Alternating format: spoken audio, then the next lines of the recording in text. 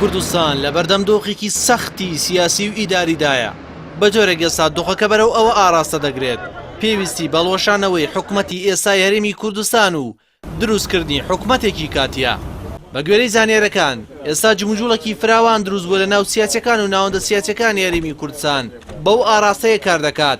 حکومەتی ئێستای هەرێم کە خولی درێژکراوەی خۆی بەڕێ دەکات پێویستە هەڵبۆشێتەوە و حکومەتێکی کاتی لە پێگاتە سەرەکیەکان پێک بێنرێت. بەڕای چاودێران ئەم حکومەتی ئێستا بەم پێگاتەیەوە بەرپرسە لە قەیرانی موچە و بڕینی بودجەی هاوڵاتیان و تێکدانی پەیوەندیەکان لەگەڵ بەغدا خواستێکی سەرەکی هاوڵاتیانە درێژە بەکارەکانی دەدات.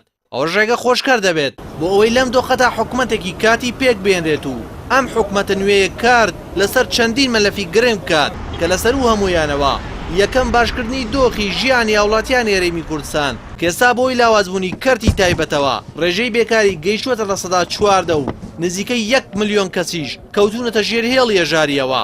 ئەوکات حکومەتی هەرێمی کوردستان جگە لە گۆمارۆدانی لەلایەن بەغدا و تاران و ئەنکەرەوە لە ناوخۆشدا لە سەدا 50 داهاتی نەوتی خۆی لەدەستداوە و کە لە سەدا 84 کۆی داهاتی هەرێم لەسەر هەناردەی نەوت بیناکراوە.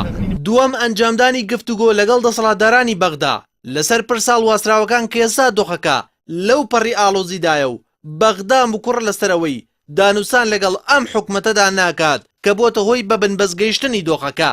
هاوکات سێم ئامادەکاری بۆ هەڵبژاردنێکی خاوێن کە دەستی دەسەڵاتدارانی هەرێمی کوردستان دوور بێت لە یاریکردن بە ئەنجامەکانی لەسەر وانەشەوە پاکردنەوەی تۆماری دەنگدەران کە ساڵانێکی زۆر هاوکاری یەکێتی و پارتی دەکات لەمانەوەیان لە ترۆکی دەسەڵات لە ڕێگەیەکی ناشەرعیەوە. شارزانی سیاسی جەخت لەسەرەوە دەکەنەوە. پێویستێکی ئێستایە لە ئاستێکی باڵادا هەر پێشلانە سەرەکیەکەی پێگەنەری حکومەت بە زوویی کۆ ببنەوە و گفتوگۆیەکی خێرا بکەن لەسەر پێگەنانەوەی حکومەت بە جۆرێک زەمینە ساز بێت بۆ بەشداری هەموو پارتە سیاسەکان لە حکومەتێکی کاتیدا بۆی بتوانن ئەو ئامانجە خێرایانە سەرەوە بەدەست بێنن.